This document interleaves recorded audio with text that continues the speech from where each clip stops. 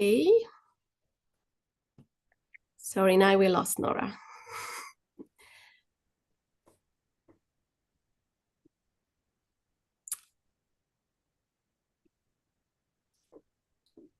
So we're just gonna wait, maybe let's wait 1 minute so that our final discussant joins, and then I will start with the introductory remarks.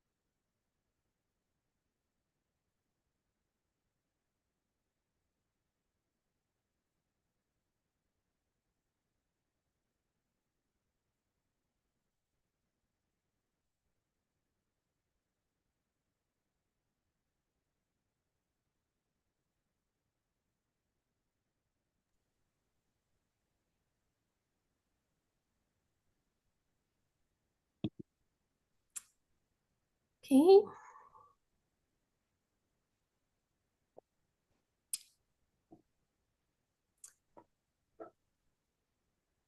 Nora, can you unmute yourself?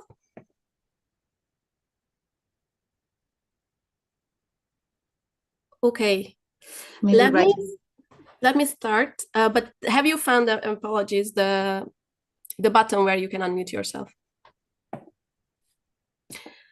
Okay, I will write you in the chat, Nora. Okay. And I will start with the introductory remarks, and then we will get you on board. Don't worry. So let me.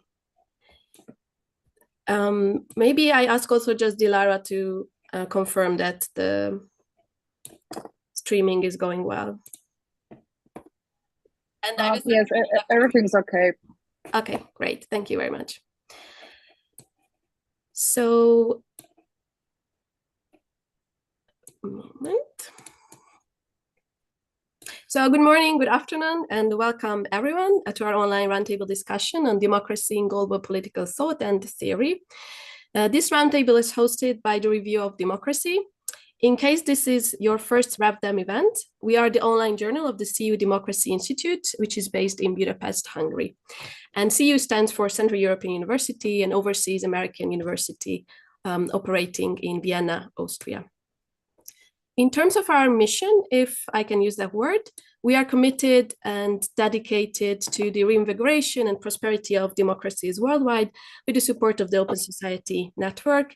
And I think we can say that we are passionate about facilitating discussions and debates about democracy. And this is also part of that mission that we organized this event today. I'm Alexandra Medzibrodsky, editor of the History of Ideas section at the Review of Democracy. And I'm really happy to moderate this session today, which brings together truly esteemed scholars from across the globe. And I'm going to introduce them just in a moment. From RevDem, we also have Dilara Ozaydin with us. She is one of our assistant editors, and she's going to support us with the streaming and also managing the comment section on YouTube. So this brings me also to housekeeping. As you can see, we are on Zoom, and the audience can follow us on the YouTube channel of the CEU Democracy Institute. And you can leave comments or questions. So Dilara has kindly agreed to monitor and let us know if there are any questions from the audience as well. So about the format for today, it might be considered a little bit unorthodox compared to traditional roundtables. So we will not have like a longer introductory remarks by the discussants, but we prepared 3 big groups of questions, and we will jump right into discussion after I have introduced our discussants. The idea behind this setup is that my impression sometimes have been when we organize such events is that there is not much time left for the discussion part. So let's see how this works out for this event, and we will continue in this more discussion-based format. So in a nutshell, today we would like to explore what I think is one of the most pressing challenges of our time, how to decenter and diversify our understanding of democracy.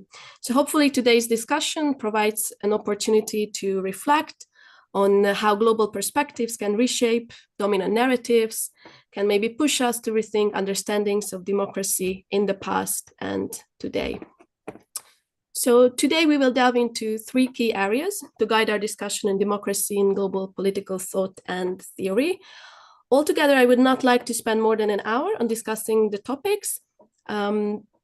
And then hopefully we can have a Q&A session. But I think we can be flexible about this. So we will keep monitoring the questions. We can have either a longer discussion or a Q&A section, depending on our audience as well. Are there any questions from you, from our esteemed discussants? Hopefully not. Great. And let me then quickly highlight, just also for the audience, what are the main topics that we would like to cover today. So first of all, we want to explore the benefits of adopting a global approach to studying democracy, to think about how this perspective can maybe expand our intellectual horizons and also improve intercultural understanding. Secondly, we will also focus a bit on the challenges that our scholars in the room and beyond it face, be it about methodological or conceptual barriers, lack of intellectual spaces or resources, and of course to think about how to overcome some of these. And finally, we want to a little bit discuss maybe structural and collaborative efforts needed to support scholars and institutions, in particular when it comes to maybe teaching and trying to build a more inclusive field when it comes to the study of democracy. And of course, these are interrelated, but so that we have a little bit of a focus for our discussion. So now we can, I think, start with the more exciting part. After housekeeping is the introduction of our discussant. So we are really happy to have a distinguished panel of experts whose work, I think, already demonstrates the richness of global political thought and theory. And I wanted to also just say a couple of words about the logic of how we put together this panel. So a couple of years ago, or a bit more than a couple of years ago, in 2017 and 2018, we organized 2 workshops at CEU, which focused more generally on global political thought or non-Western political thought. We know terminology is already a challenge. And my impression of those events was that intellectual historians and political theorists are especially well-suited, well-positioned to collaborate on these topics to explore democracy within global political thought and theory. As intellectual historians can bring deep understanding of the historical and cultural contexts where these ideas emerge, while political theorists are often the most interested in political science, in exploring global contexts. And of course, they can also offer analytical perspectives to study the broader relevance of these ideas. So the scholars invited today work either as historians or theorists, or historians and theorists. I think from the introductions, you will see that quite many of them has this overlap, as these are often organically linked. So this has been our approach to organizing this event. But I think this has been more than enough talk from me. So let me introduce our panelists. These will be, I think, sort of concise introductions compared to the richness of your work. But we have linked all of our discussants' institutional profile in the news item of this event. So I do encourage you to explore further their publications and research. So again, dear panelists, thank you so much for being with us today. And first, I would like to introduce Michaelle Browers. She's a professor of politics and international affairs at Wake Forest University in the US. So good morning to you, I think is the proper welcome. And in her work, she explores Arab and Islamic political thought, feminist theory, and democratic theory. And I would like to highlight one of her books, Democracy and Civil Society in Arab Political Thought, Transcultural Possibilities. As in this book, she addressed the question of what occurs when concepts cross the boundaries of cultures and languages, which is a very exciting topic. Secondly, we have with us Dongxian Jiang. He's an assistant professor of Chinese studies at Fordham University. Dongxian specializes in Chinese and Asian political thought, and he also explores in his research intercultural dialogue and comparative political theory. His current work intervenes in the China model debate since the 1980s and its implications for liberal democratic theories. And he has also written on the history and contemporary relevance of Confucianism and the reception of Western political thought in Asian contexts. So welcome, Dongxian. Thank you for joining us. Our third discussant, Nora Laffy, is a researcher at the Leibniz Zentrum Moderner Orient in Berlin, Germany. So good afternoon to you, Nora. Nora's expertise focuses on Ottoman history, Arab urban studies, and comparative history. And she's currently leading the HISDEMAP collaborative research project of the Leibniz Association on the historicity of democracy in the Arab and Muslim worlds. In a nutshell, the project explores democracy and debates about democracy in the region from a historical perspective, so highly relevant for our discussion, and I'm sure she will share more about this project today. Our fourth discussant is Paulina Ochoa Espejo. She's the John L. Now Third Professor of the History and Principles of Democracy at the University of Virginia. It's also joining us from the United States. Maybe I can mention that we actually tried to engage Paulina for those CU workshops that I mentioned, but unfortunately, due to some logistics, in the end, she could not join. So I'm really happy that you can join now and you're with us today. And Paulina works at the intersection of democratic theory and the history of political thought. She focuses on sovereignty, territorial rights, and Latin American thought. And she's also the co-author of the textbook Political Theory, a Global and Comparative Introduction, which will be soon published, if I'm not mistaken, and looking forward to it. Our fifth discussant is Tejas Parashar, who is an assistant professor at UCLA. He examines participatory democracy and radical political traditions in South Asia. He recently published the book Radical Democracy in Modern Indian Political Thought, in which he looked at a group of Indian thinkers and reformers in the 20th century who formulated a theory of robustly democratic, participatory popular sovereignty. In general, his research interests lie in the relationship between empire, democracy, and constitutionalism within modern political and legal thought and comparative political theory. So thank you for accepting our invitation. And last but not least, we have Matthias Riedel with us from CEU, an associate professor at CEU. Matthias investigates the interplay between religion and political thought, and currently focusing on the emergence of revolutionary apocalypticism in the later Middle Ages and early modernity. He also has a strong interest in Asian religious and political thought, and teaches non-Western topics in political thought survey courses at CEU. And I might add that he was also one of the main organizers of those global political thought workshops we had at CEU. So these are our discussants. Thank you again for accepting our invitation. And I just wanted to suggest, as part of still housekeeping, since there are quite many of us, we will use the Zoom raising hand function to signal that you would like to talk and contribute and speak. So I hope everyone sees it. I see nodding, so that's good. So if there are no questions, remarks, as I said, let's jump into the discussion, because really that's what we would like to have here today. So as I mentioned, the first big topic we could focus on is exploring the benefits of a global approach to understanding democracy. What do you see as the most significant benefits of studying democracy in a global, historical, and contemporary context? Would it be some, a step towards a more inclusive and equitable intellectual landscape? How can this approach influence intercultural understanding? I think from your profiles as well, it came up a lot already that is a topic that you're interested in. We are also happy to see about some recent positive developments within your area of study. There are similarities, obviously, in your approach to studying democracy, but you are working on very different fields. So I think it would be interesting to hear maybe about some recent or welcome developments that contributed to diversifying our understanding of democracy. And in general, how do you see this whole question? How can a global perspective on democracy help us reinterpret or expand established ideas within political theory and intellectual history? And you're more than welcome to reflect on your own research results or also on others in your field. So this would be the first big group of questions, which I would like to open up now the floor. Who would like to first share their thoughts on this first big question? Michelle?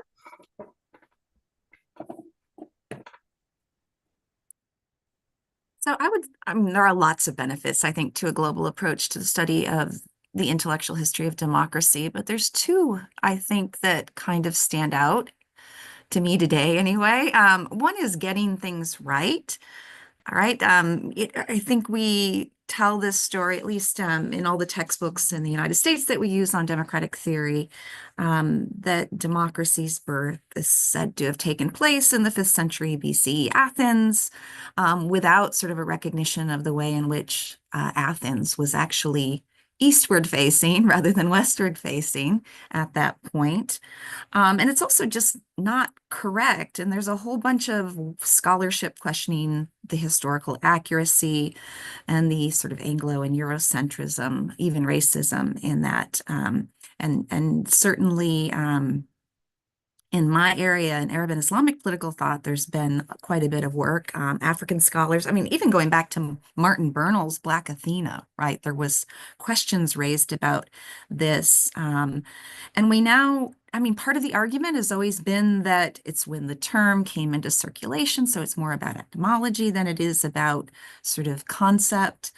But we also know that the Greek term predates at least 7 to 10 centuries earlier. And part of our problem is that we don't know exactly when the term came into circulation because there's so few inscriptions that survive before that period. So there's an oral culture. So much work from historians, from archaeologists have challenged that view.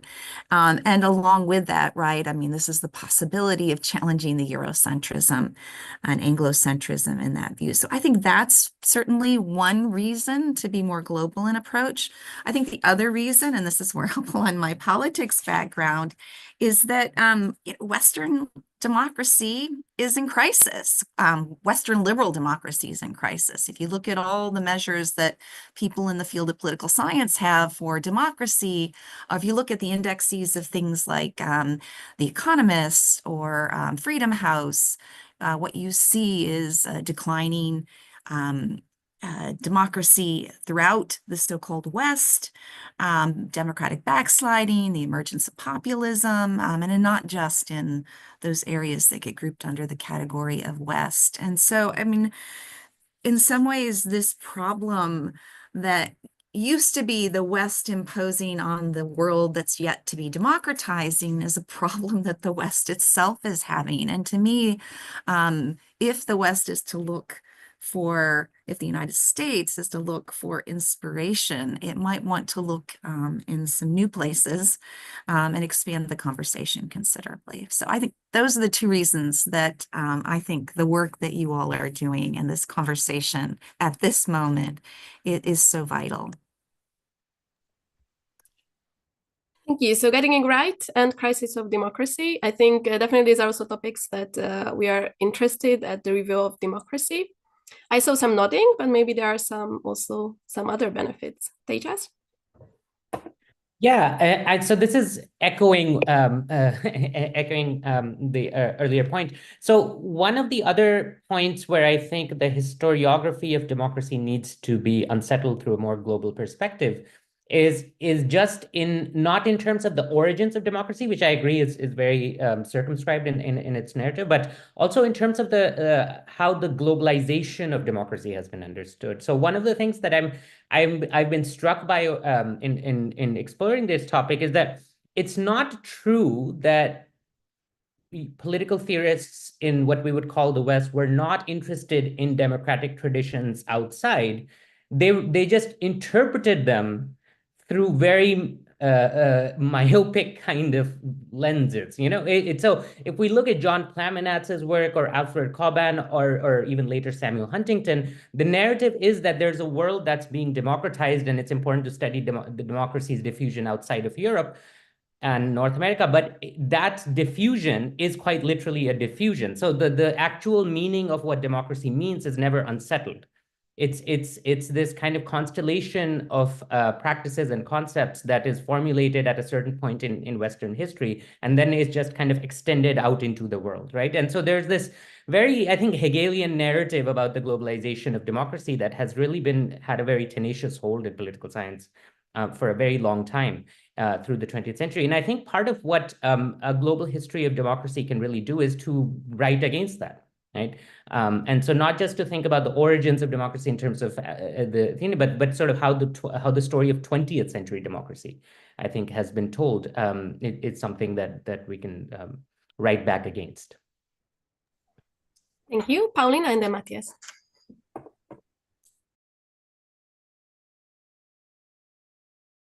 Sorry, I was muted.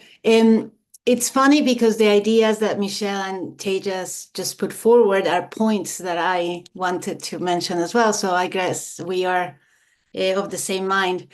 So far, so good. We'll disagree later and it'll be fun. But for now, I did have this idea that we have political theory, particularly, has this narrative of they call it the Plato to NATO trajectory, right? So it is combined with this idea of progress as the Whig history. It's like we are going there. Of course, if you think about it, there's very little in, like, say, 14th century Florence or in the 3rd century North Africa that actually looks like democracy now. And so there were many other places in the world where there were things happening that didn't look like democracy now, and were perhaps part, if you wanted to tell that story, of a trajectory that could culminate in democracy today. So in a way, the way we have chosen to tell the story of political theory as the story of democracy that starts in one place and ends in others obscures, like it doesn't allow us to see all the things that are happening in the rest of the world. And it also makes democracy something that is very narrow. So that's what I wanted to add. So, Michelle talked that it was not from Greece and it doesn't go directly to the United States via Western Europe. And also, it is not that it starts in Western Europe and gets diffused to the rest of the world, and globalization means that now we all speak the language of the West. But the fact that there have been people talking about politics everywhere in the world. I mean, if we are consistent with our way of understanding democracy and our way of understanding rationality, it would be very strange if only a group of white guys in certain parts of the world were thinking about politics in a way that makes sense. So, of course, this has to include all the things that were happening in other parts of the world, and they may not be, and this is interesting as well, depends on how we tell the story. We could just make them convergent, but we could also focus on the differences.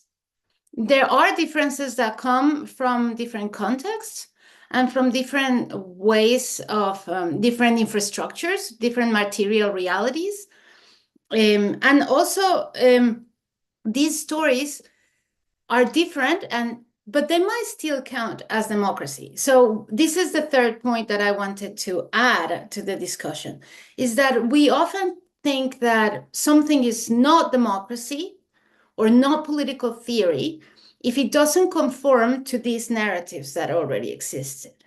So it's quite common that scholars would say, well, that is very interesting, but that's probably something that should be discussed in a Latin American studies department, or this is something that maybe we can study in a religious studies department, or this is something that belongs to the anthropology department. In a way, the fact that we make these boxes for the academic world also narrows our vision of all the things that we're cooking in other parts of the world. We don't agree exactly on what democracy is. So the characteristics that democracies can have are very, very wide. And if we just think about either democracy as rule by the people, or if we think of democracy of something that is inspired, these are not necessarily the same account, but if we think about ways of organizing that are inspired by freedom and equality, we can come up with a whole list of ways of thinking about politics in many parts of the world that don't conform to the rules that we have been taught to use when we are studying democracy. So I think that definitely does improve our intellectual horizon when we look at all of those other possibilities. Great. Matthias, Noren, and Dongxian. Right. I'd like to follow up on this point, actually. I think it's very important that we get a more interdisciplinary understanding of democracy, because the problem is that political science is mostly focused on a very statist perspective, right? And even what we are discussing so far mostly is when we say democracy, we mean the democratic national state, right? Or a democratic constitutional state. And if you look at democracy like this, then of course, the narrative gives the West a greater role, let's say, in promoting such a model of politics. But it's a strange narrative from Western perspective. If you say somehow democracy has been invented in Athens and has been somewhat dormant for 2,000 years and then kind of revived in the great revolutions of France and America, and then promoted elsewhere. But it's not the only way of looking at democracy. The other one would be also to take the Athenian model, because Athens was not a state, right? It was a polis, right? And the idea was the self-governance of citizens, right? As I see it, even though it was not very inclusive, as we know nowadays, but nonetheless, if you take that as a paradigm, you get a totally different picture if you don't take the statist perspective. If you say, let's look where in the world have there been communities which were fairly egalitarian, which were, had principles of self-governance, of an egalitarian processes of decision-making, and then we find them everywhere. And basically in all periods of history, always side by side with more authoritarian models. And then we would have to look, for instance, at anthropologists, right, who tell us that, democracy in the sense of a self-governance under conditions of equal status and egalitarianism is nothing special and always something quite common. If you look at this, we would also look more at the local level, below the state levels nowadays. Maybe see that the crisis is primarily a crisis of the democratic state, maybe not so much a crisis of democracy understood as the practice of self-governance. And so that's a point I wanted to make, and that could provide maybe for a more global perspective on democracy as such. Thank you. Okay. No, Paulina, do you want to? Okay. Nora, and then Dongxian. Hi, thank you very much for this invitation. I'm Nora. I'm talking from Tunis on my way to Radames in Libya. And I'm working since 30 years in Berlin. And I just wanted to share my experience of studying in the group of ISDEMAP, Historicity of Democracy, the finding. And what I wanted to do is that to challenge all this, and like Matthias and others said, it's better to study governance in order to allow us of understanding democracy. And when investigating local governance in cities of the Arab and Muslim world, indeed, I discovered millions of petitions at the central of the archives of the Ottoman Empire in Istanbul, in Başbakanlığı Archive. And I was able to know how such petitions open a governance dialogue between inhabitants, guilds, confessional communities, and cities institutions on the one side, and state rulers on the other side. I called the substance of this dialogue a civic sphere, that it could be for us a way to think about democracy. And I propose this in this collective program to discuss other periods and other configurations with colleagues working on different themes. So the aims were to challenge historical narratives of democracy that were based upon undiscussed form of Eurocentrism, right? And one level pertained to the interpretation of so-called democracy in Europe itself. So we wanted to clearly state that historical research, and it's important for us, has assessed two main things. There is no European model of democracy ready to export it. Contemporary systems are the result of complex evolutions.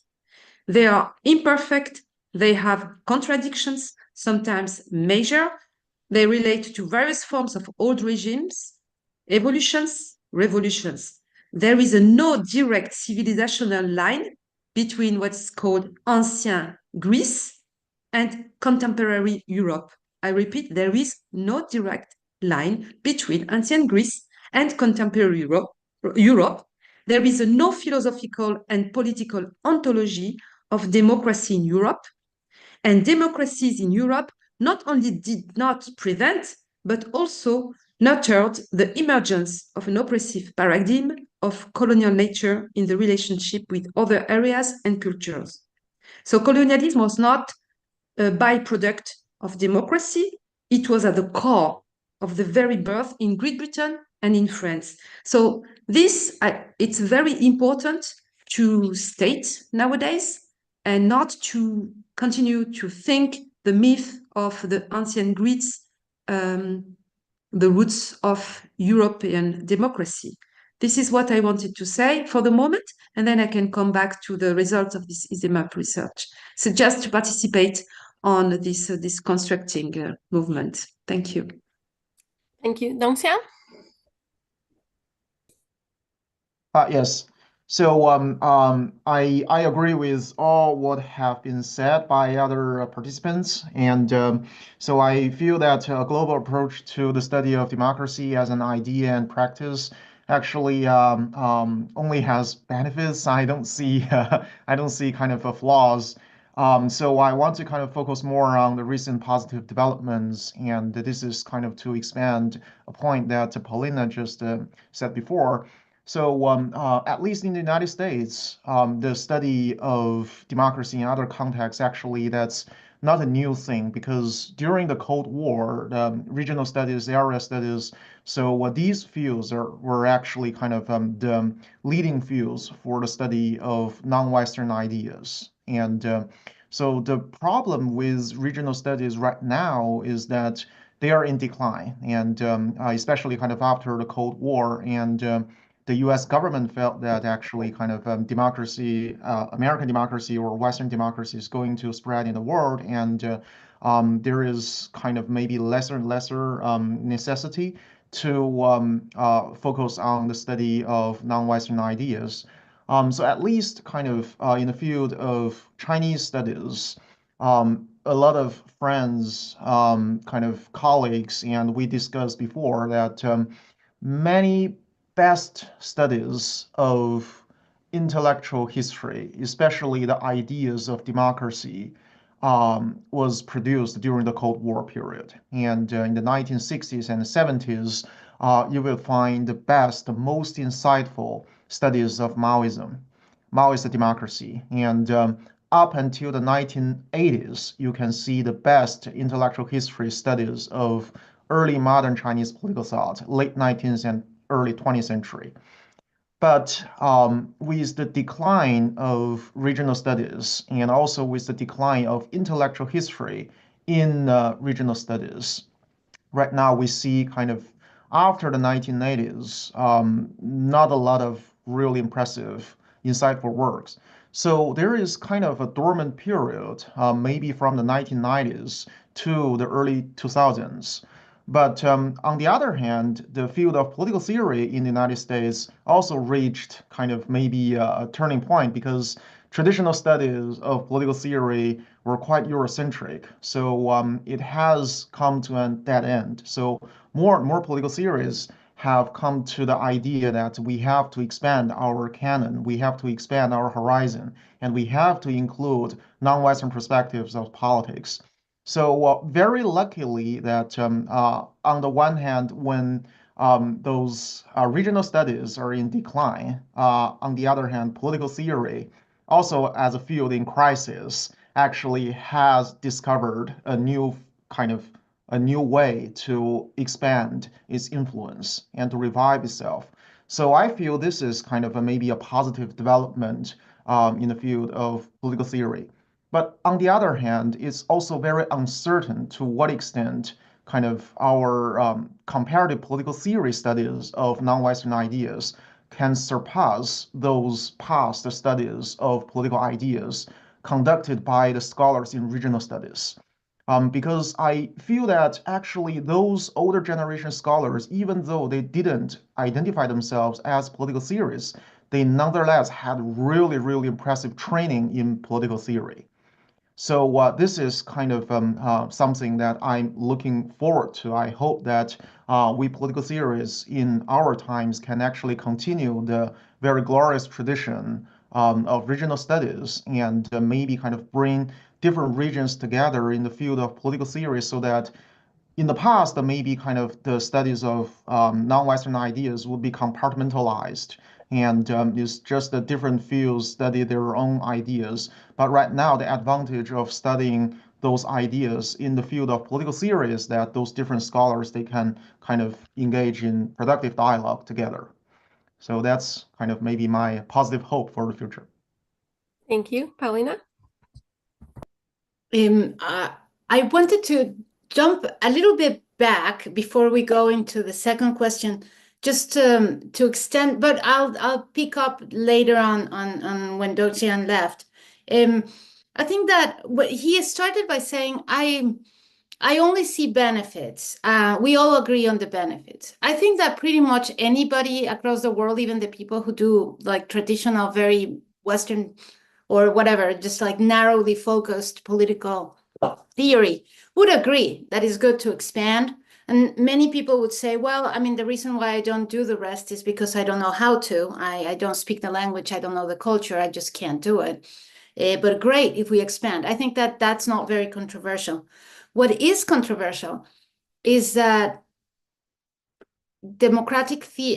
political theory in general, but democratic theory in particular, sees itself as universal. So they see themselves as the product of rational thought, and imagines that what they produce, especially normative political theory in very abstract terms, it's the expression of human rationality. And so in those terms, it is universal. And so if this particular kind of democratic thought is not arising somewhere else, they would see it as a shortcoming of the culture or rationality, which has been the standard of thinking about political thought of others since the beginning of colonial times in the Americas. Like the fact that people that are not like us don't think like us only shows that they are either subhuman or irrational to some degree. And so I think that that is controversial. So if you think like, well, first of all, assuming that people who have traditionally been considered inferior by Western political thought are not inferior, of course, that in principle does not sound controversial. But it does sound controversial when you say, well, maybe we should hold their thought in equal terms to the thought that the Western European tradition of thought has considered. That people lose their mind. That's where people begin to lose their cool. And you can see it particularly when you consider that the subject of political theory has been considered man. Man is the subject of political thought. So when feminist thought challenges that and says, wait a second, I mean, shouldn't it be human rather than man? People said, like, yeah, sure, we really meant human. We didn't really mean man. But in fact, they did mean man.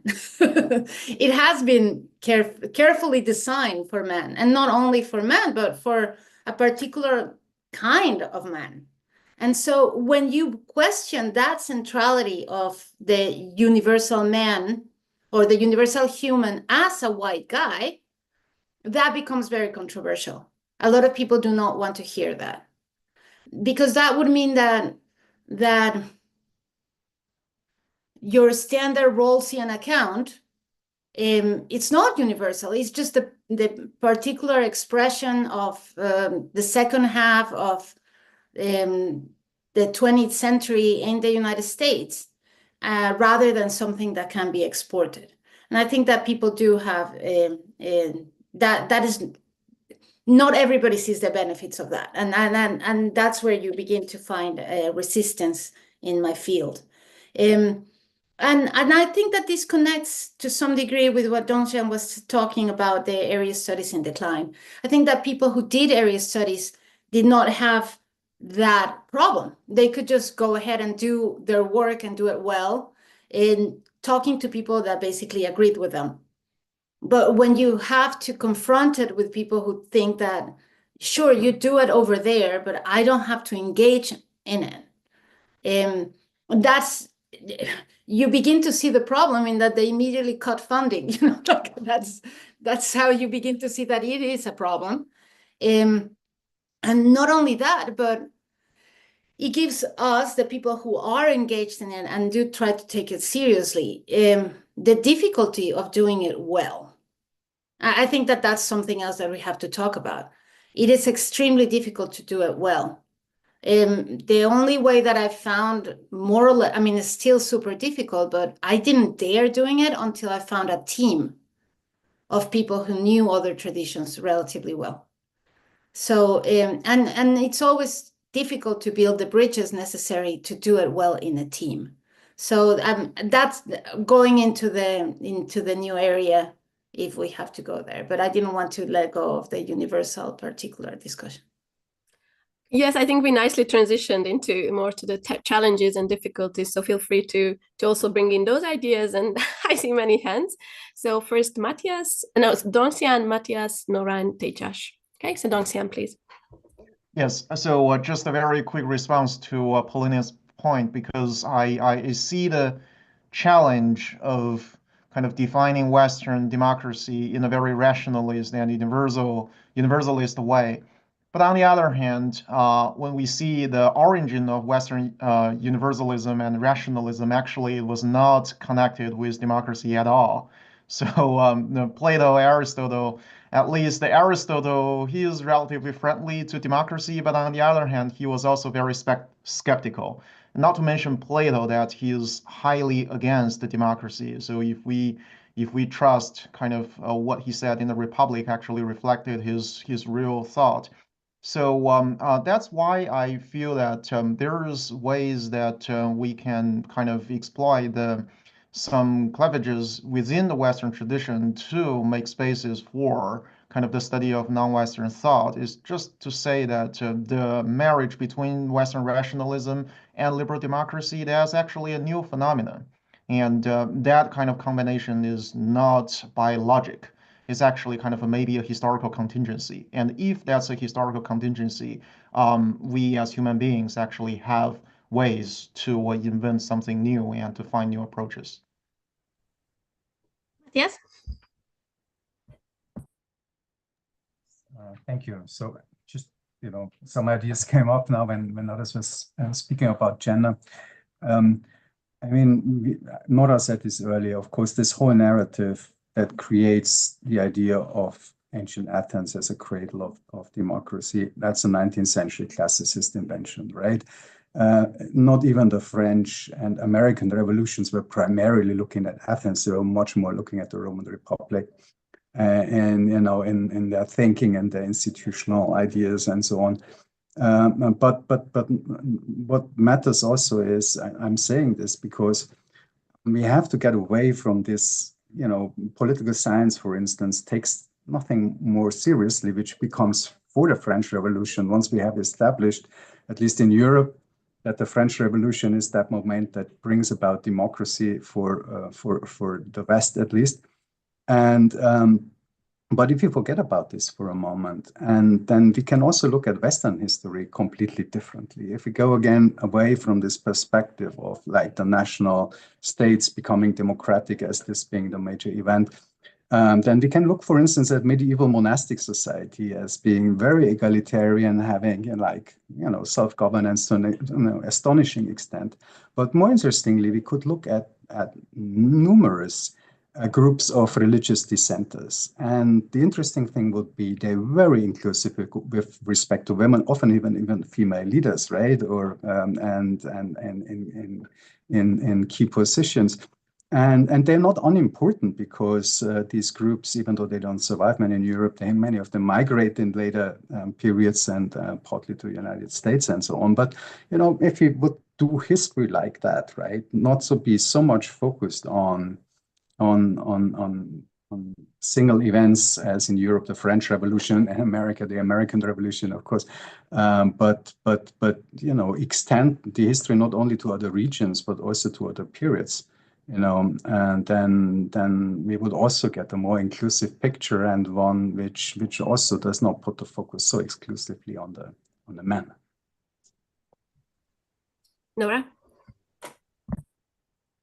Yeah, it's good that I can just wanted to add after Matthias, it's about the paradigm of importation, exportation. Yeah, when we talk about the French Revolution, or when you talk about the democracy in the US or so on. And I think this paradigm is very a problem. And it was also distorted by a narrative of democracy that is linked to the alleged colonial civilizing mission. This is a very important because challenging the ideology means also challenging the paradigm of importation, exportation. And this, I think it's for everywhere in this planet. And most of all, we described and analyzed how colonialism, sometimes under the pervert exportation of democracy paradigm, deliberately destroyed local forms of deliberation and mediation, including institutional, that could have constituted the roots of local forms of democracy. And this is understudied.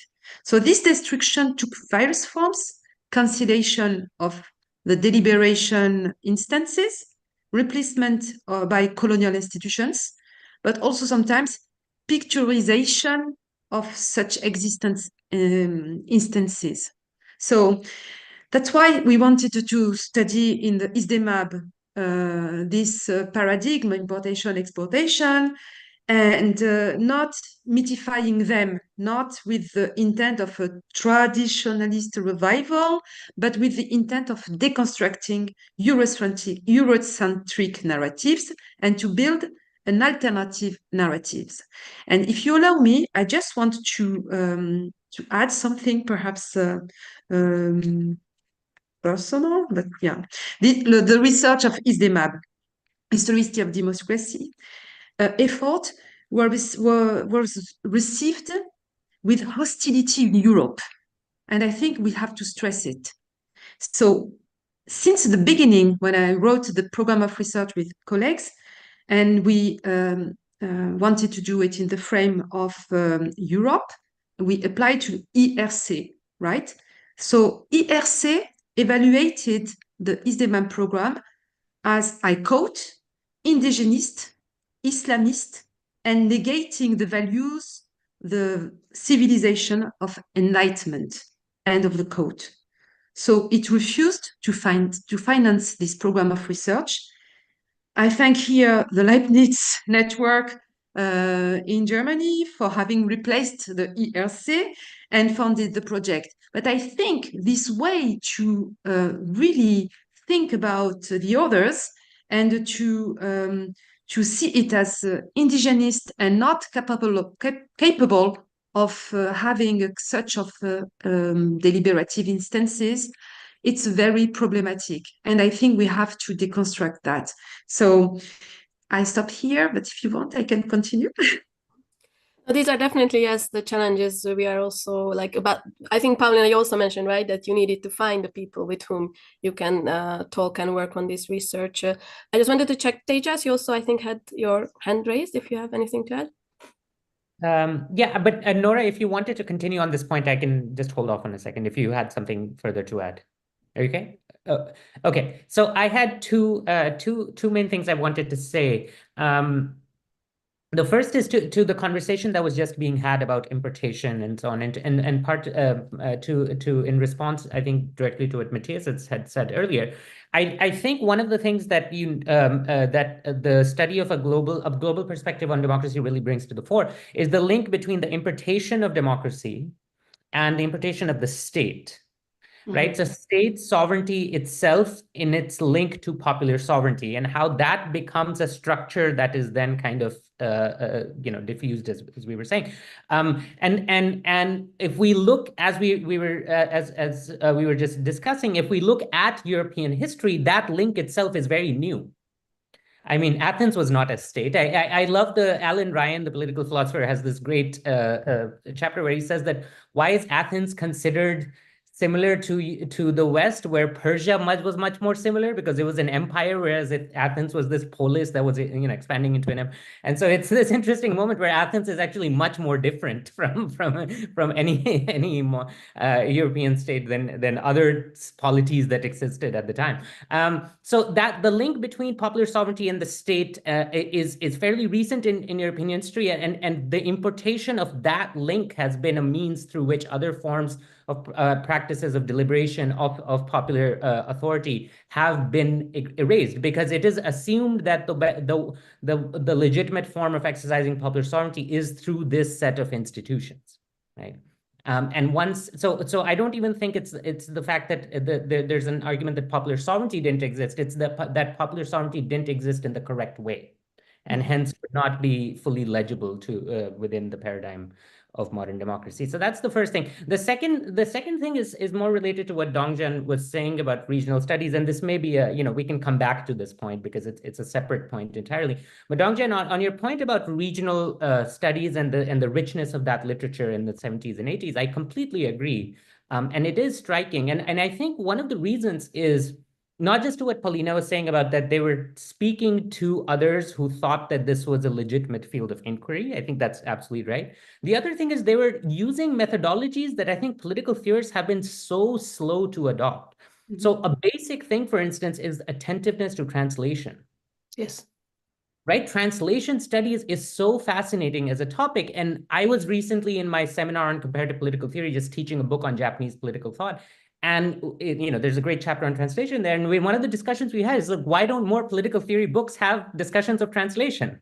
And just basic translation of concepts from one language to another. And in regional studies, coming out of this tradition of Oriental studies, coming out, which was deeply philological, I think there was an attentiveness to language and the history and the rootedness of terms in certain cultural universes that political philosophy and political theory just has not had, right?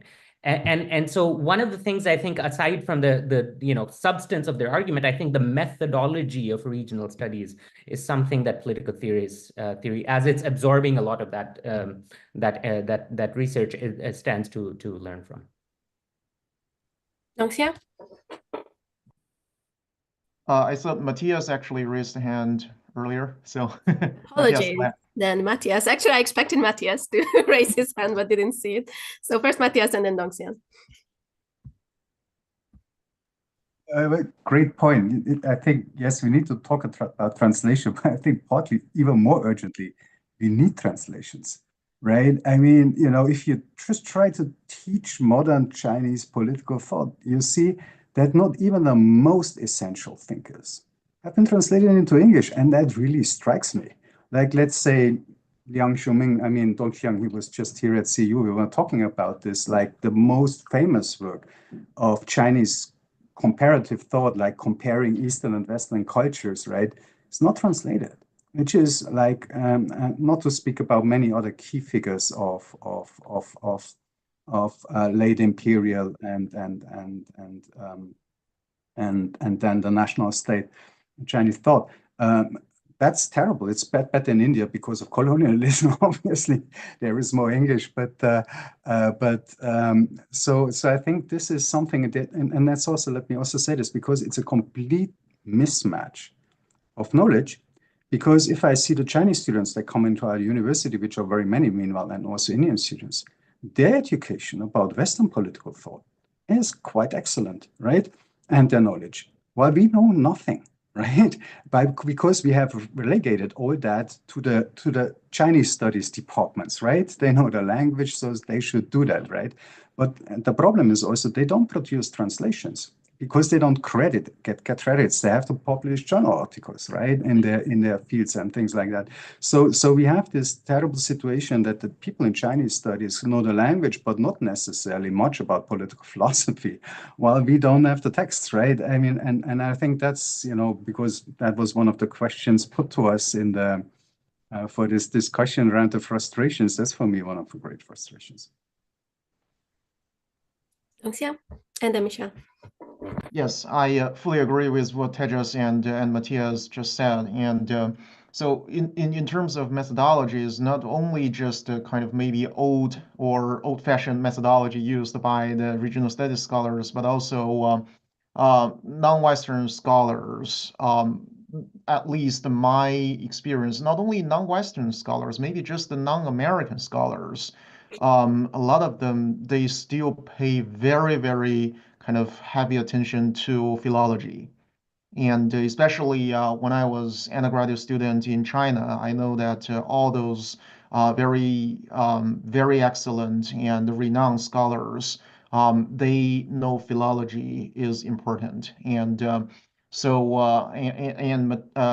Tejas, you mentioned the example of Japanese political thought. Actually, even in Japan right now, kind of the study of history of political thought is almost a kind of a study of translation, of the kind of maybe translation, transmission of a concept from maybe first from the UK or Germany, and then to Japan, and then kind of through Japanese, then to Chinese. So that kind of study is still really salient in a lot of non-American academic circles. It's just the kind of American scholars. I feel that our atmosphere, our culture actually kind of encourages and even presses us to maybe offer theoretical insights, innovations, but to what extent kind of we have consolidated, we have strengthened our basic skills in analyzing concepts and the transmission of concepts from context to context, from language to language. I think this is actually a question that we can discuss. And in terms of maybe institutional incentives for scholars to do more translations, I feel that even though my department, languages and cultures, is actually in crisis, as all other kind of humanities departments in the United States. But there is one kind of really good thing that I would say is we pay attention to translations. And in our evaluations, not only tenure evaluations, but also multiple post-tenure evaluations for promotion and for maybe merit. So editing and publishing a critical kind of edition of a text is kind of is evaluated, is included in kind of our academic achievement, which I think should also be adopted by political theory. But because political theory is in political science, I don't feel this is a very easy thing to do. Yeah. Very important points. Maybe just to mention, we also, I think, now a little bit organically transition to the third part, where I also talk about institutional challenges. Exactly, if you see how can we do this interdisciplinary collaboration that we have been talking about, what could be changed. Also telling to our audience, feel free to ask questions. We don't have questions yet, so we can continue the discussion. So Michelle and then Paulina.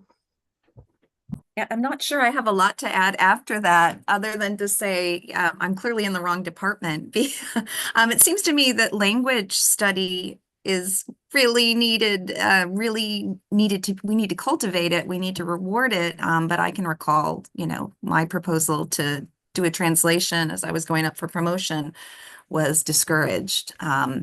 And I think that is more the rule. I'd like to think that there is more encouragement for language study in other countries, but in the United States, it's not encouraged, it's being cut, it's not well rewarded for scholars as well. So we need language study, we need translations. I mean, I will say, in my Arab and Islamic political thought course, I teach undergraduates. I use Elizabeth Thompson's fabulous book about how the West stole democracy from the Arabs.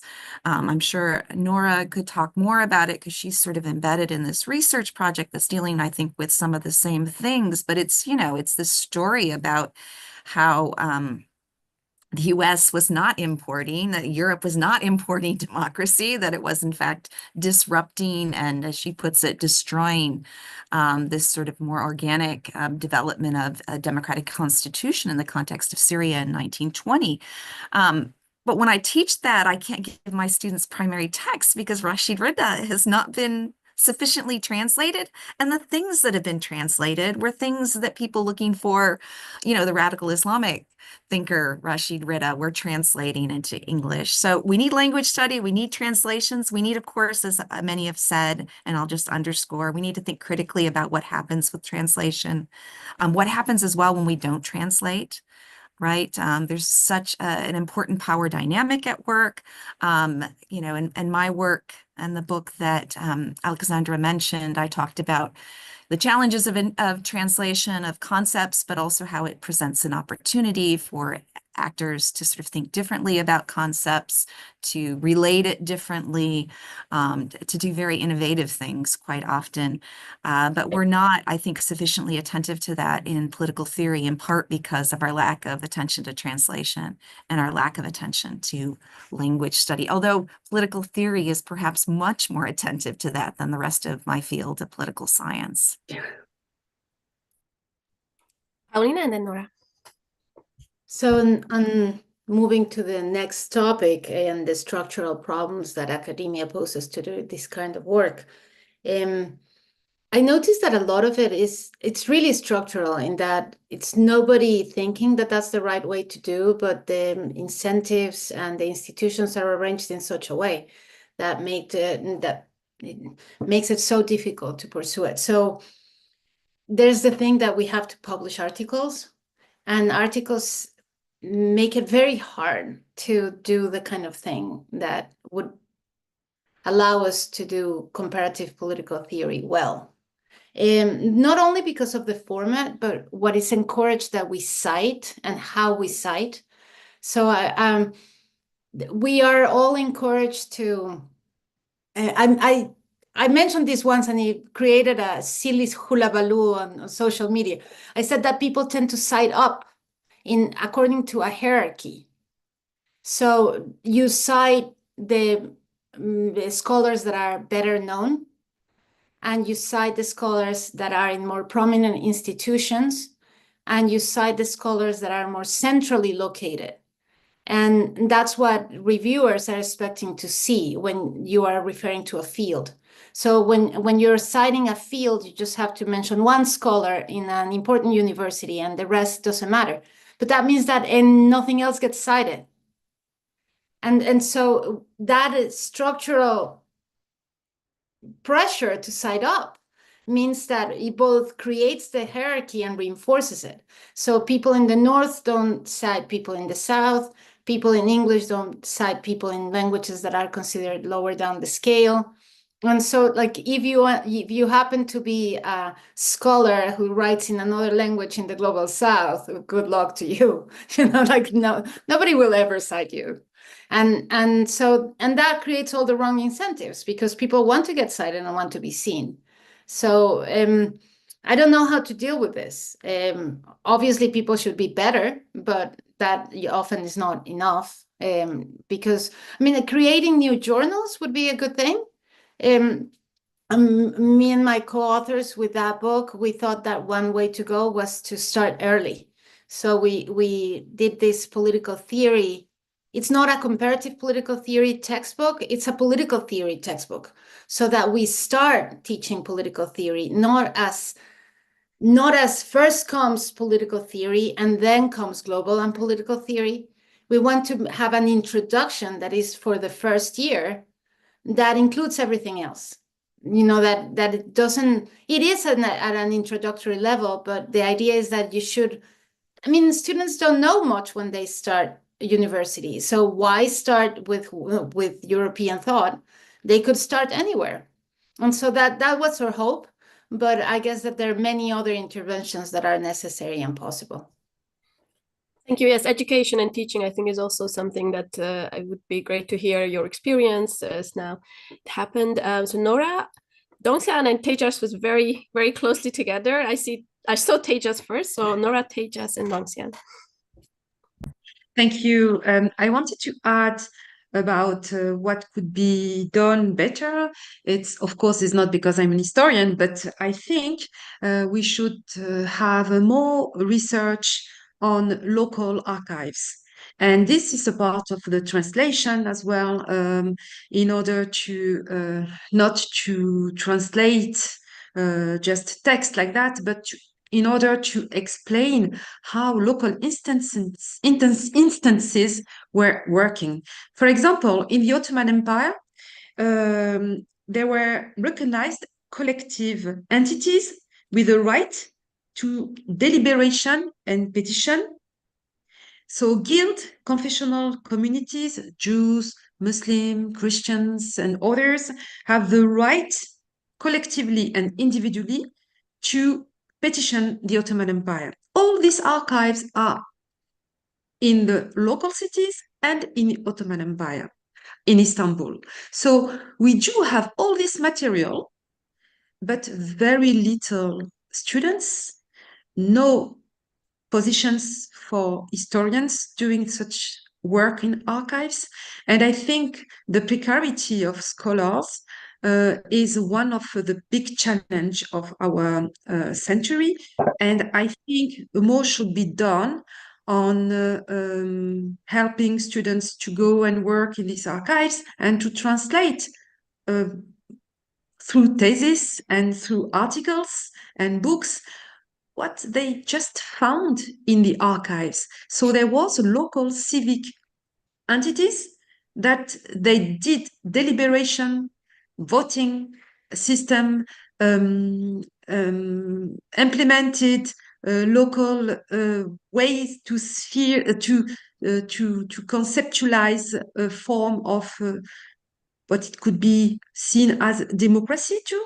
But this, it's not seen. So I think what we have to improve is our system of education and to explain more the benefits to study in archives, because nowadays, I think for Europe, at least in Germany and in Tunisia, for example, there is less and less students going to his Department of History.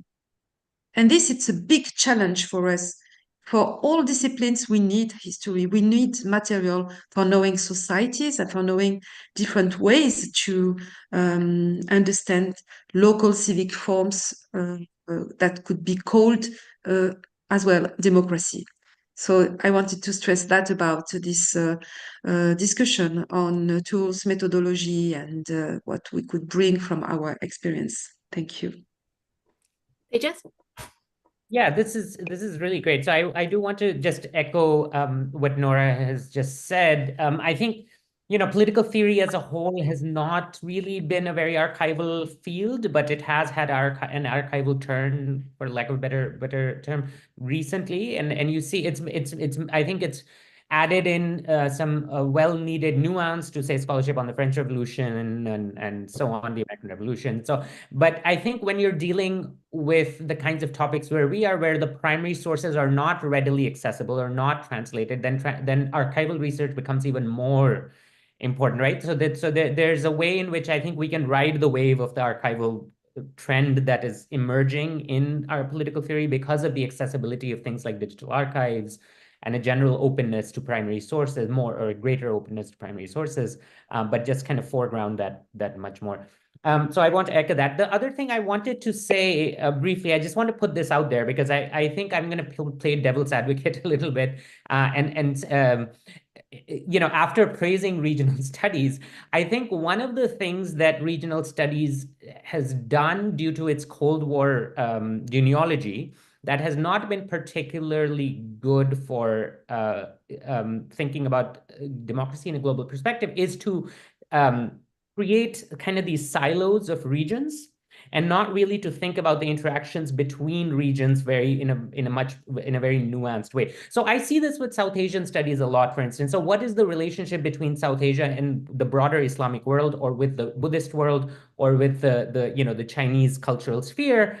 It's very, I mean, these were porous boundaries for centuries, and there's enormous interaction, but it's the way that South Asian studies, for instance, was constructed in the Cold War as somehow could be considered discrete, right? As a discrete geographical area and intellectual space that could be cordoned off from the broader Islamic world or the broader Buddhist world. And that's just historically not true. So I think one of the things that we might, if Dongjian, to the conversation we were having about if we are going to build on the work that was already done with regional studies, I think in regional studies, I think what we don't want to do is to kind of repeat the typologies and the geographies that were constructed during the Cold War, and to think maybe about geographies of of democracy in much more nuanced ways than we have done in the post-war decades, right? I mean, so when you study countries like Sri Lanka or Myanmar, for instance, right, the political thought in those regions, you're really dealing with these liminal civilizational spaces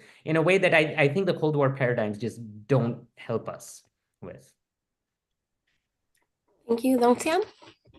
Yes, I fully agree with what Tejas said. And so, for example, in Chinese academia, so the regional studies mindset is still really strong. And so scholars would just feel that, okay, studying Chinese history, Chinese philosophy, Chinese political thought is important. On the other hand, studying the Western tradition is also important. But what I don't see quite well developed is the study of China's neighboring countries. So Japan used to be kind of the enlightener of China in the 19th century, but the study of Japanese political thought, even the translation of Japanese texts, is not very highly valued in Chinese academia, and we don't even have very good books on Korean history and Korean political thought. We have virtually no book on Vietnamese political thought. So I feel that coming to the United States and choosing political theory as a field, the benefit is that I do hear a lot of other voices. I feel that as Chinese, I have an obligation to know what happened and what's happening in neighboring countries, but actually I don't have resources in my native language. I can consult a lot of books in English, actually. So I fully agree with Tejas. I think this is kind of something that we should develop even further. And in terms of kind of collaboration, something that we have mentioned, and also publications, incentives, I feel that something that can facilitate collaboration is the genre of edited volume.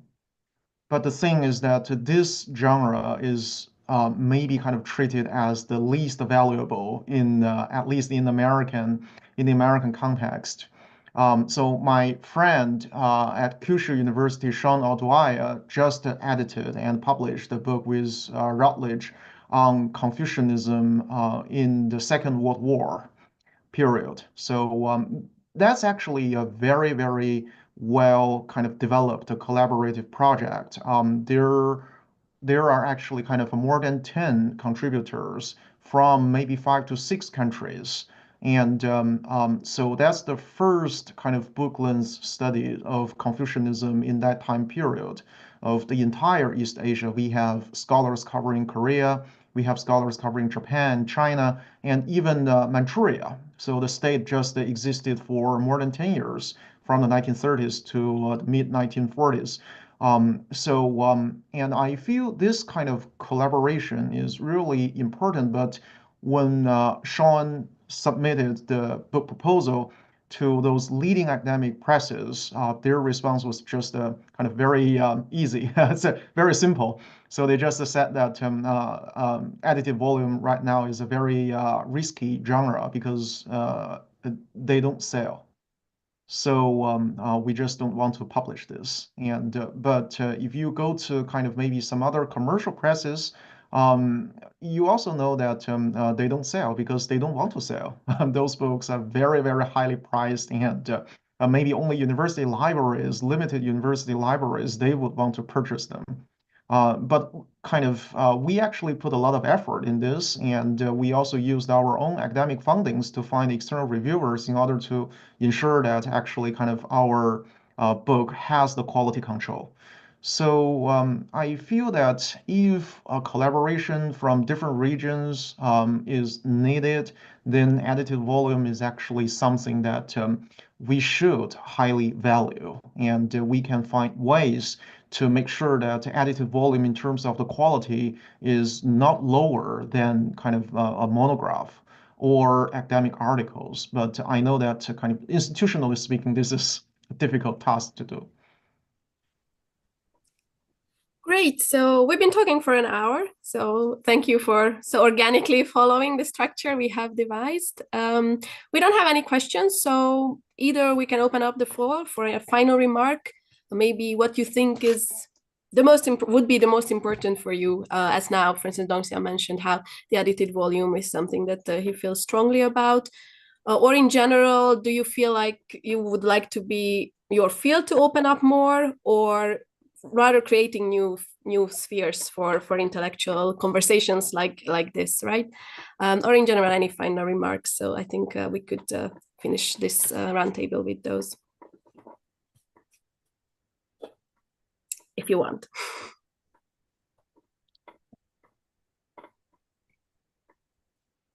Tejas, and then Nora. Yeah, I wanted to go back to the point that Michelle had raised earlier about sort of the crisis of liberal democracy and that as a kind of problem space for our own studies of democracy in a global perspective, because it strikes me that there's I mean, as you were saying, Michelle, there's a kind of urgency to look beyond a liberal bubble in a way that I don't think was the case for in the 70s. You know, when this kind of regional studies work was happening, when political theory was still riding this kind of Rawlsian Cold War wave, you know, that has clearly ended, right? And so we are now in this moment. So I think one of the things I want to say is that I think we need to reckon more with the value of looking to other traditions of democratic politics as sources of learning, and not simply as kinds of practices and thoughts that are, you know, a kind of almost in an anthropological sense as kind of unique to just one geographical space and therefore only of interest to those who are interested in that geographical space. I think treating these kinds of traditions and practices as actual sources of normative principles that you know, maybe address some of the blind spots of liberal democracy, or address, you know, help us get beyond some of the shortcomings of a particular system of democracy is important. And I don't think that that's been an ambition for political theorists working on non-European traditions so far. Right, and I may be generalizing heavily here, but I don't think I'm entirely wrong about this, right? There's been this anthropological kind of quality to a lot of work. So yeah, so I think just like being very honest about what are the stakes of doing this work now as opposed to earlier decades, right? And so stretching the urgency of that task, I think is one thing that I would like us to do a little bit more in our scholarship. Yeah. Thank you, Nora.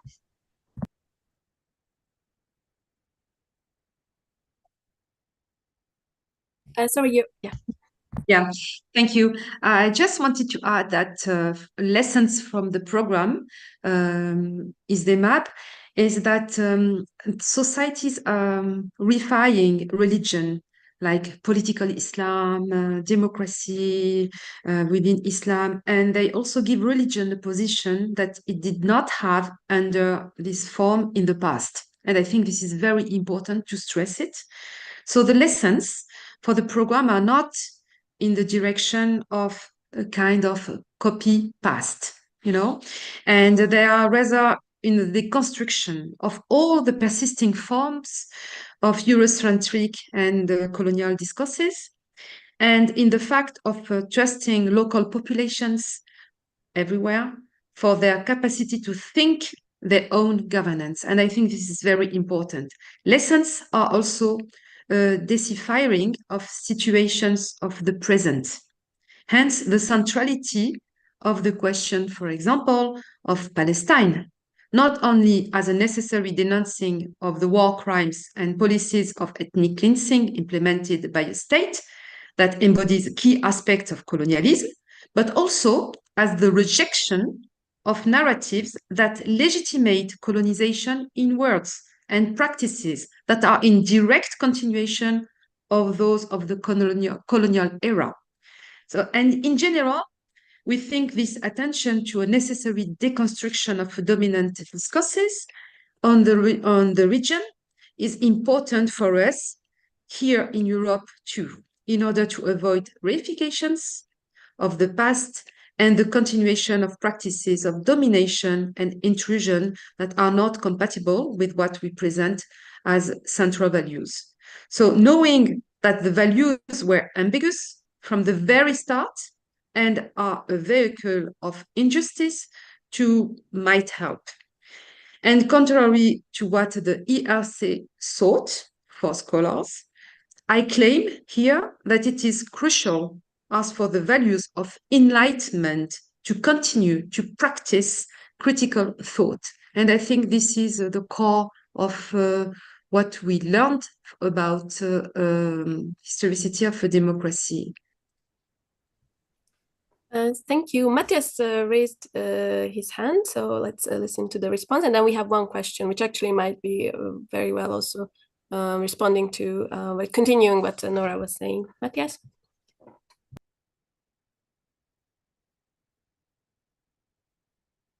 You are muted.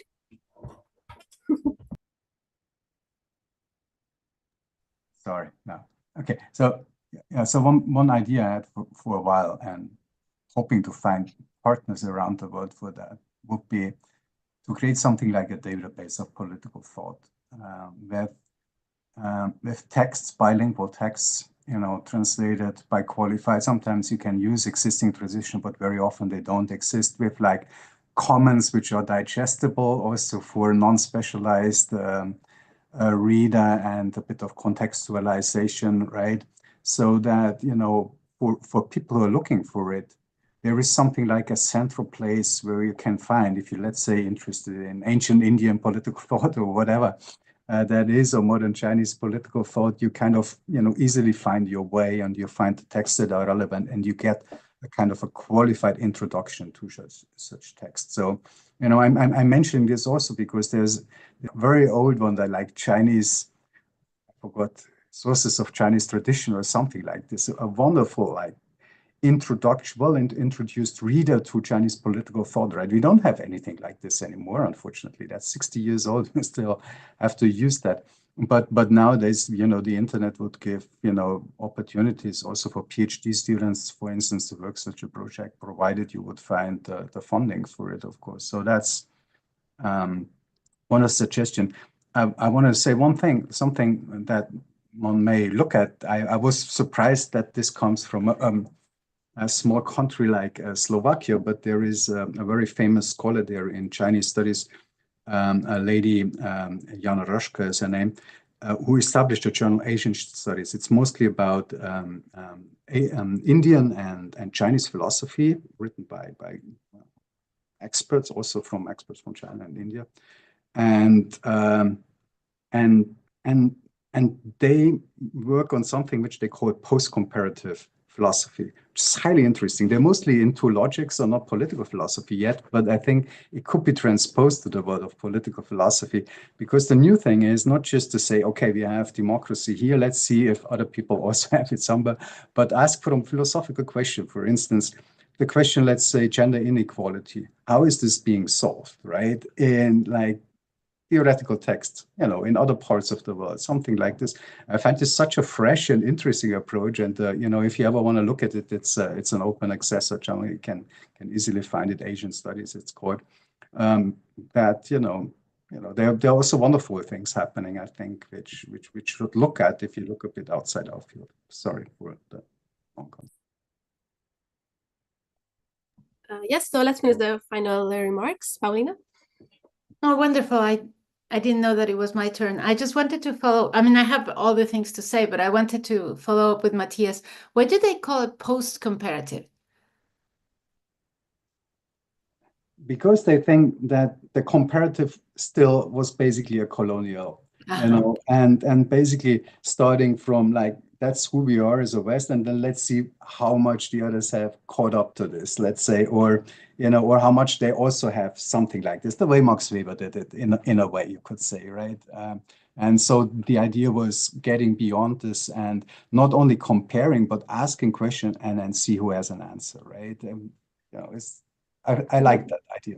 That's great. I think that that's the way we approached it in our book, because one of the reasons why I don't like the idea of comparison is that it presupposes two things to compare. And so often that means countries or regions, and those are being constructed by somebody else. Whereas when you ask a question and see, let's see who has an answer, so we call it politics everywhere and everyone.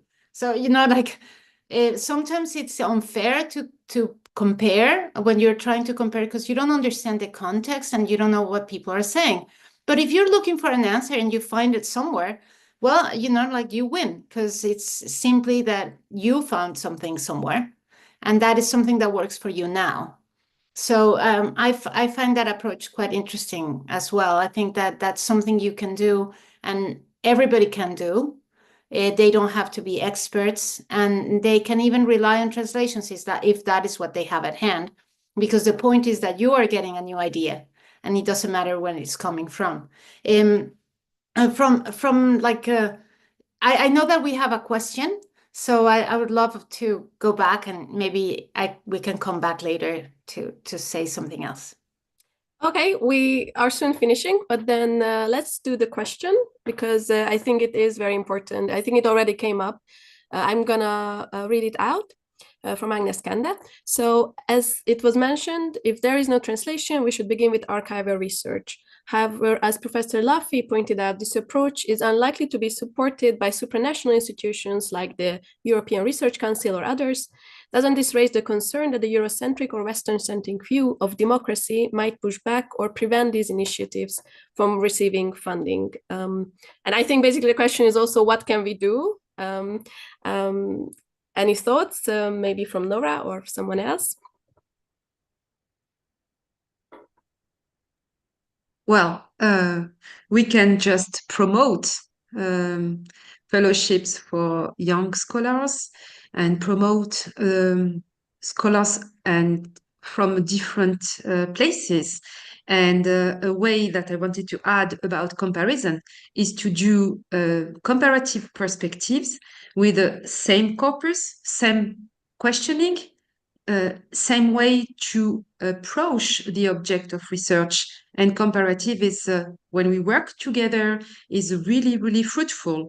And I think this could be an idea, and we should have more public funds for this kind of research and collaborative research with equal and respect dignity from different scholars from what I don't like to use the scholars from the global south. I don't like it to use it, but just scholars that they are not on the same city of view, and you do comparative approach together, but defining together the problematization, the corpus, and then you have a wonderful result, and you work together. And I think this is very important, and specifically for the younger generation. We have to even impose that on the university and different institute of research. It's really demanding that if young scholars and old ones like me could just continue to this with the support of foundations and the public funds from the university. I think it's very important. Thank you. Yes, so I think we also came back to the question of inclusivity and broadening the intellectual horizons. Thank you. So, Paulina, would you like to give your final remarks? Sure. I just I have two things in my notebook. One is that from the perspective of Latin America, which is the area that I study most, what I see is a new emphasis on looking at the material aspects of reality.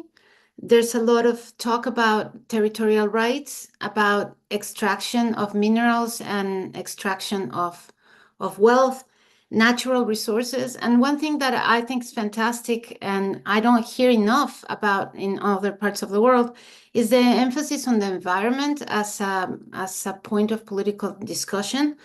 And this give the environment, in particular discussions about water, allows us to have both something that is global, that emphasizes connections, and also it's very local and emphasizes local structures and ways of looking at the world. And this way of understanding that comes from Latin America, I hope that we can keep on exporting by having more conversations with people in other parts.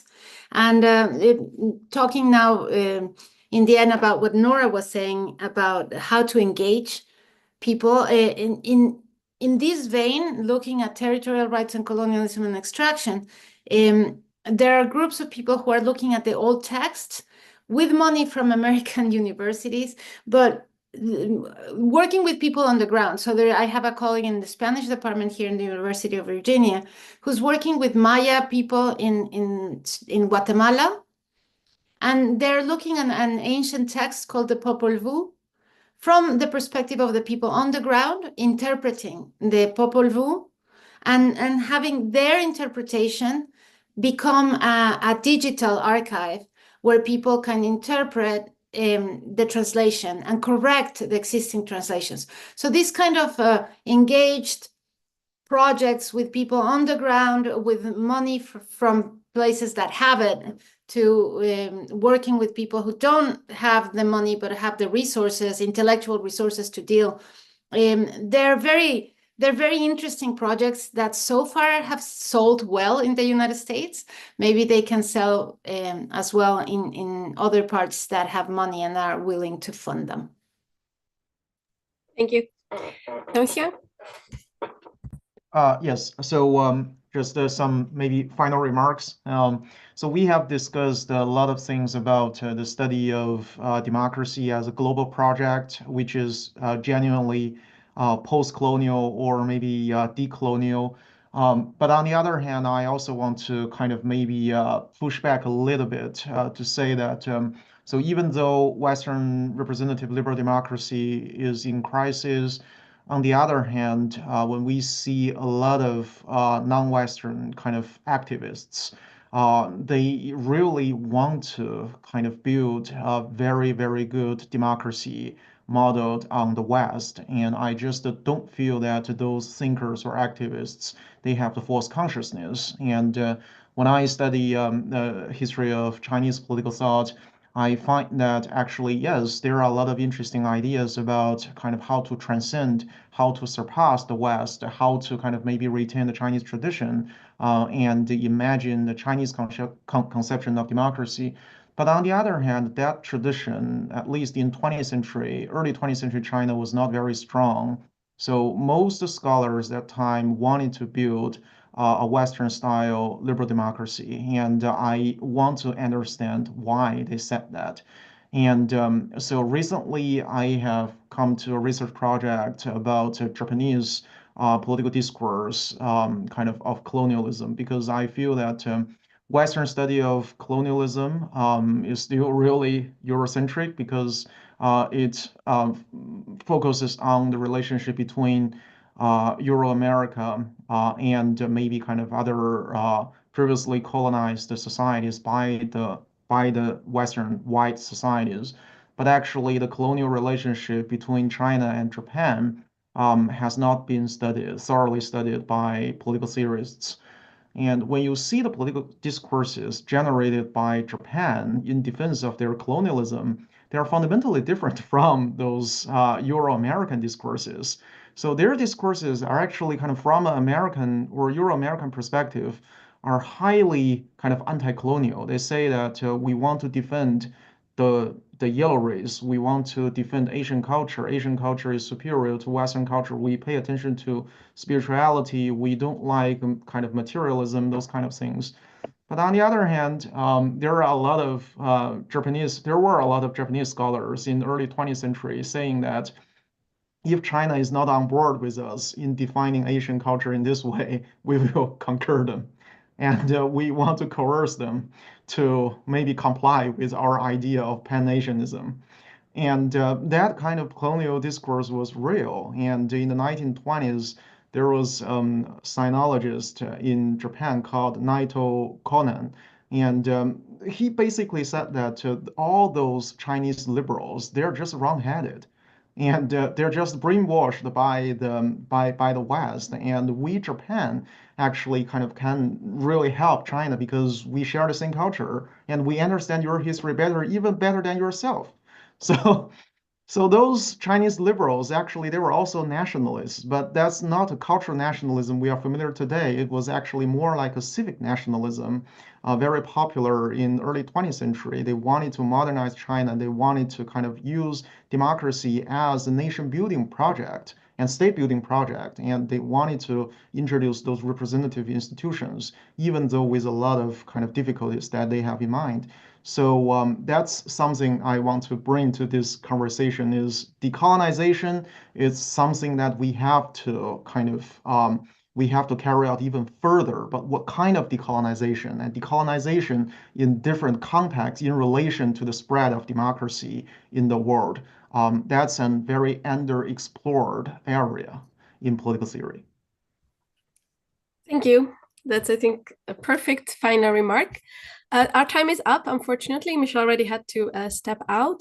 So I'm just gonna thank you again for accepting the invitation. I hope you found it beneficial as well. Maybe you would not have met at other platforms. So I think this is also about trying out how we can talk to each other. Thank you for the audience as well for joining us in today's conversation. Thank you for the question. And I hope we will meet at some other platform or event and continue some of these discussions. Probably we raised more questions than we had before, but I think that is good. Thank you to Dilara for supporting us for the technical aspects. And for the audience and for our discussants as well, if you want to stay updated on our latest discussions and upcoming events at the Review of Democracy, please subscribe to our newsletter. You can find this on our website. Look for the green box in the bottom. And you can also follow us on social media for more insights, highlights, updates. We're on Facebook, X, LinkedIn, and recently also on Blue Sky. So thank you very much. And until next time, thank you for listening.